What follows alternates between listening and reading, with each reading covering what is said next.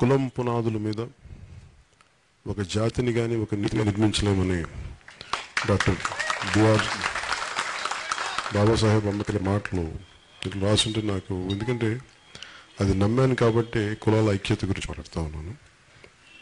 అదే బాబాసాహెబ్ అంబేద్కర్ సిద్ధాంతాలని అర్థం చేసుకొని అవగాహన చేసుకొని కులాల ఐక్యత అని మాట్లాడాను.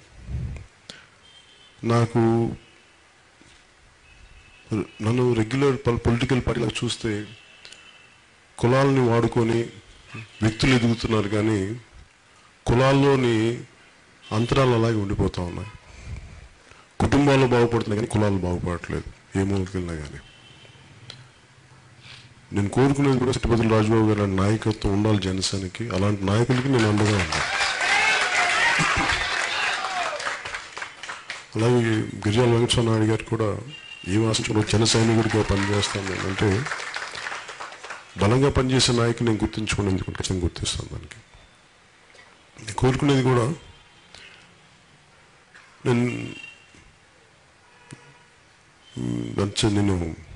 నాకు ఇష్టమైన కవి గుర్రం జాషువా గారు. ఆయన పిరదౌసి పోయేము నాకు చిన్నప్పుడు మెట్రికులేషన్ చదువుతున్నప్పుడు మెడ్రాస్లో ఆయనది కవిత ఉంది. అంటే శ్రమశక్తి మీద ఎలా దోపిడీ జరుగుద్ది అనేది. అంటే ఆ శ్రమశక్తి బడుగు బలహీన వర్గాల్లో కానీ పేద వర్గాల్లో కానీ ఆ శ్రమ దోపిడీ జరుగుతున్నప్పుడు శ్రమకు తగ్గ ప్రతిఫలం లభించినప్పుడు ఆ అంతరాలు వెనుకబాటుతనం అలాగే ఉండిపోద్ది. అన్ని పార్టీల నాయకత్వం చెయ్యాలని ఉంటుంది, కానీ ఎప్పుడు వీళ్ళు మాకు కావడీలు మోసేవాళ్ళే భుజాలు మోసేవాళ్ళు అవ్వాలి, కానీ వాళ్ళని భుజాల మీదకి ఎక్కించుకోవాలని ఎవరు అనుకోరు.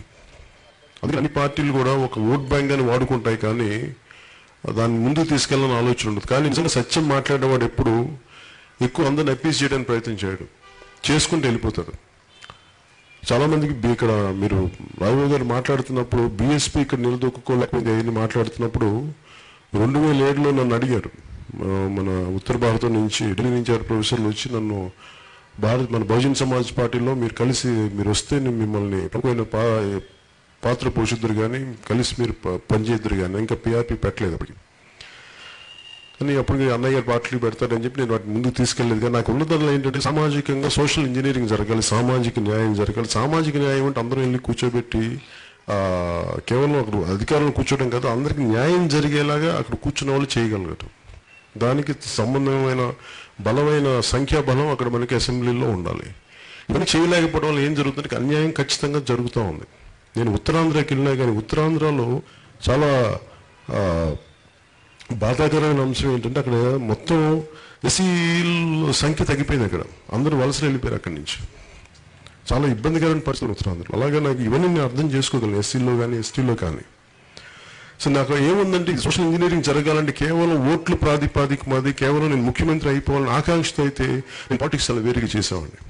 నాకున్నది ఏంటంటే చాలా బలమైన యువత ఉన్నారు, వీళ్ళ ఆకాంక్షలు తగ్గట్టుగా అవకాశాలు కానీ వెనుకబాటుగా ఉండిపోతున్నారు. వీళ్ళందరూ చేయడానికి ఏమి ఆశించకుండా ఉండేవాడే చేయాలి. నాకు దీనికి ఇన్స్పిరేషన్ కూడా కాంశీరామ్ గారు.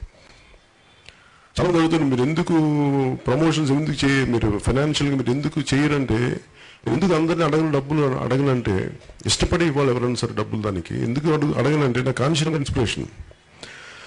అంటే ఎంత గొప్ప వ్యక్తి కాంశీరామ్ గారు అనడానికి. అంటే ప్రజలు డబ్బులు ఇస్తే చెప్పులు కూడా ఆయన సైకిల్లో మన లారీ టైర్లని కట్ చేసి చెప్పులు వేసుకున్న మహానుభావుడు ఆయన. అని డబ్బులు వేస్ట్ చేయకూడదని చెప్పి ఆయన ఒక ఉద్యమం. ఈ రోజున బహుజన్ సమాజ్ పార్టీ మనకి ఆంధ్రప్రదేశ్లో నిలదొక్కుకోలేకపోయినా కొన్ని పరిస్థితుల్లో ఈ రోజుకి అది బలమైన పార్టీ. వాళ్ళకేమీ ప్రసార మాధ్యమాలు లేవు బహుజన్ సమాజ్ పార్టీకి. ప్రసార మాధ్యమాలు లేవు, కానీ చాలా బలమైన శక్తి. అంటే బలమైన శక్తిగా ఉండాలంటే అన్లెస్ ఒక బలమైన అవగాహనతో ఉన్న ఐడియాలజీ లేకపోతే తప్ప ముందుకెళ్ళాం. అందుకే నాకు కాన్షియస్ ఇన్స్పిరేషన్ తీసుకొని నేను ఐడియాలజీనే ముందుకు తీసుకెళ్తాను తప్ప దానివల్ల ఓట్లు పెరుగుతాయి. ఎందుకంటే నేను పని చేసుకుంటూ వెళ్ళిపోతే గుర్తిస్తారని నేను నమ్ముతాను. నేను ఒకే రోజు ముఖ్యమంత్రి అయిపోవాలి నాకు ఆశలు లేవు. నాకు ఆకాంక్ష అంటే అభిమానులు అందరూ కోరుకుంటే నేను సంతోషమే, కానీ నేను నా మీద ఎక్కువ ఆశలు పెట్టుకుని, ఎందుకంటే నేను చాలా ప్రాక్టికల్ వ్యక్తిని.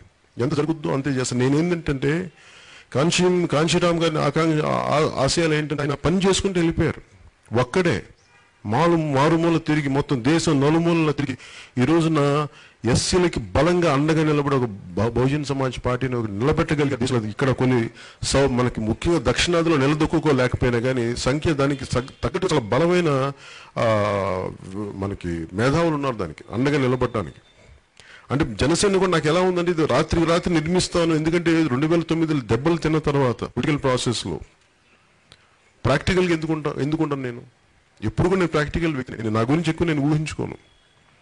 ఎందుకంటే నేను ఇంతమంది వెనకబాటిన వర్గాలకి నేను అండగా నిలబడాలి అంటే నేను ఆశలు పెట్టుకుంటే ముందు కుదరదు. అందుకని చెప్పి నేను ప్రాక్టికల్గా ఉండే వ్యక్తిని. అలాగే ప్రజలు ఏ కులాల కోసం వెనకబడిన కులాల కోసం అండగా ఉండే మనకి రాజబాబు గారి నాయకుల్ని గుర్తించాల్సిన అవసరం ఉంది. నేను గుర్తిస్తాను కూడా ఖచ్చితంగా. ఎందుకంటే నాకు ఇంత బలమైన నాయకులు లేకపోతే ఆశయాలను ముందుకు తీసుకెళ్ళి ఖచ్చితంగా వారిని గుర్తిస్తారు. అలాగే గిరిజాల వెంకటస్వామి నాయుడు గారు కూడా నాకేంటంటే మీరు ఒక ఎంపీగా చేసి అన్ని దానికి ముందు పదవులు చేసి కూడా మీరు ఏం ఆశించకుండా ఒక సామాన్య ఒక సైనికులు వస్తున్నానంటే నేను నిజంగా నాకు చాలా మనస్ఫూర్తిగా నేను మిమ్మల్ని హృదయపూర్వక కృతజ్ఞతలు తెలియజేస్తున్నాను సార్. సో నేను కోరిక కూడా ఏంటంటే ఈ రోజున జనసేన కానీ లేకపోతే జరుగుతున్న అన్యాయానికి చాలా వెనుకబడటానికి మాట్లాడడానికి ఎవరు ఉండరు.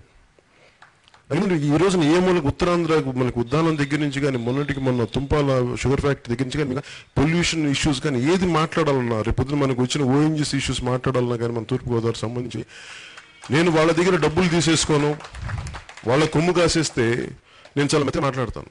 నేనేంటంటే అభివృద్ధి కావాలి, అభివృద్ధి చాలా బాధ్యత కావాల్సిన అభివృద్ధి కావాలని కోరుకుంటాను.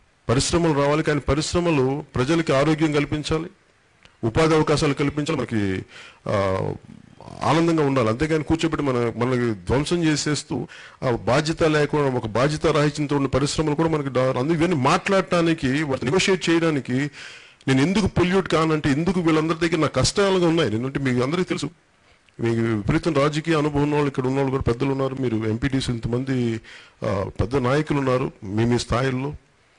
అంటే ఒక ముందుకు తీసుకెళ్లడం ఒక చిన్నపాటి గ్రామం దగ్గర నుంచి నియోజకవర్గం దగ్గర నుంచి ఎంత కష్టం ఏంటంటే అలాంటిది నేను ఒక పొలిటికల్ పార్టీ నడపాలి అంటే డబ్బులు లేకుండా ఏమో నేనే సంపాదించాను, ఆ డబ్బులు కొంత పెట్టేశాను, దీంట్లో ఎక్కువ శాతం పెట్టేశాను లాస్ట్ చేసింది.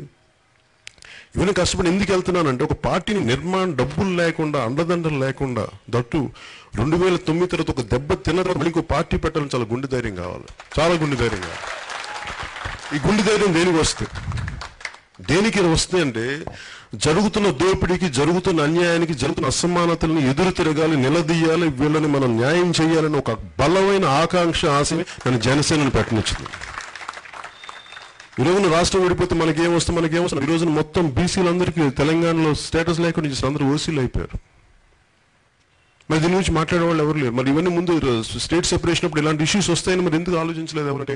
అనుభవాలు ఉన్నాయి, అనుభవజ్ఞులు ఉన్నారు, 40 సంవత్సరాల అనుభవం ఉందన్నారు. మరి వాళ్ళు ఏం చేశారు? మరి అంటే ఈరోజు మొత్తం బీసీ కులాలన్నింటినీ తీసేశారు తెలంగాణలో. మరి దీని గురించి మరి విభజన జరిగేటప్పుడు మాట్లాడడానికంటే ఎవరి కాళ్ళు కూడా నాకు వస్తే, నా కాంట్రాక్ట్ వస్తే బెటర్, నాకు ఇస్తే బెటర్ అని ఆలోచించారు. కానీ స్టేట్ విడిపోతే అక్కడ నేను కొంత మంచి ఆ కొత్త రాజధానికి డబ్బులు వస్తేనే ఆలోచించారు. కానీ ఇక్కడ ఇంతమంది బీసీలు నలిగిపోతారు ఇక్కడ మనకి రాష్ట్ర విభజన జరిగిపోతే. దీని గురించి ముందే మనం రక్షించుకోవాలి. రేపొద్దున మనకి ఎస్సీలకి మనకి ఇంత ఇబ్బందులు అవుతాయి.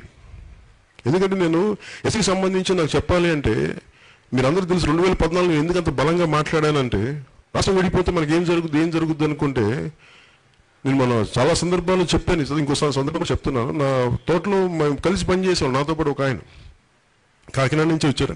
అది ఇప్పుడు 45-50 సంవత్సరాలు అయింది తెప్పించి. ఆయన పిల్లలు ఇక్కడే పుట్టారు, ఆయన మనవాళ్ళు ఇక్కడే పుట్టారు. రాష్ట్ర విభజన సమయంలో ఆయన చనిపోతే ఆయన ఇక్కడ శవం పెట్టనివ్వలేదు ఇక్కడ తెలంగాణలో.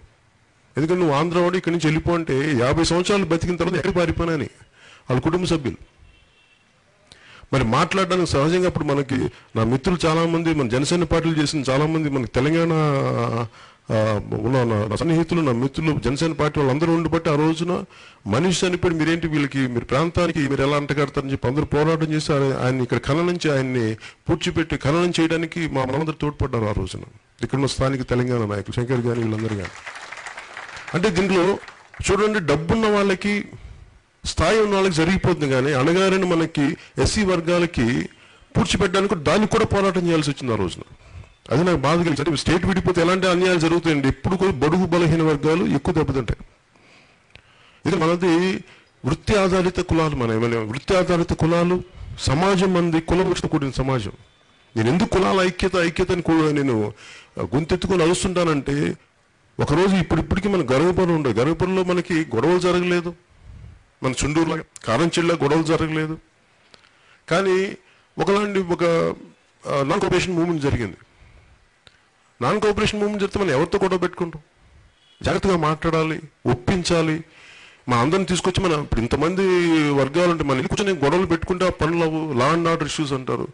ఇవన్నీ పాలసీల రూపంలో రావాలంటే చాలా ఓపిక సహనంగా చేసే ఒక నాయకత్వం, సమస్యని సామరస్యపూర్వకంగా పరిష్కరించే వ్యక్తిత్వం ఉన్న నాయకులు లేకపోతే చాలా కష్టాలు వస్తాయని చెప్పేసి నేను చాలా పగడ్బందీ. ఎందుకంటే అందరూ రక్తాలు చిందించి గొడవలు పెట్టరు. వివక్ష చూపిస్తే మనం ఏం చేస్తాం? మనకు ఉద్యోగాలు ఎవరు? మనం కూర్చోబెట్టి మనకి వెళ్ళి పార్టిసిపేట్ చేయడానికి మీకు సంబంధం లేదని చెప్పి మనకి ఒక సాంఘిక మనకి వివక్ష గురి చేస్తే మనం దొరికిపోతాం. మనం పోరాటాలు చేయడానికి కూడా కారణాలు ఉండవు. ఎందుకంటే మనకు ఉద్యోగాలు లేవు. ఇవన్నీ పరిస్థితుల వల్ల నేను చూసి ఇలాంటి పరిస్థితులు దాపరించకుండా ఎంతో కొంత అందరితో సమితితో మాట్లాడి అలాంటి గొడవలు వివాదాలు లేకుండా అందరినీ ఎంపవర్మెంట్ జరగాలి, వాళ్ళకి సాధికారత రావాలని చెప్పి నేను చాలా ఓపికగా చేస్తాను. నేను రెగ్యులర్గా చేయాలని గొడవ పెట్టేసి చాలా చేసేయచ్చు, కానీ నాకు అలాంటి గొడవలను పరిష్కారం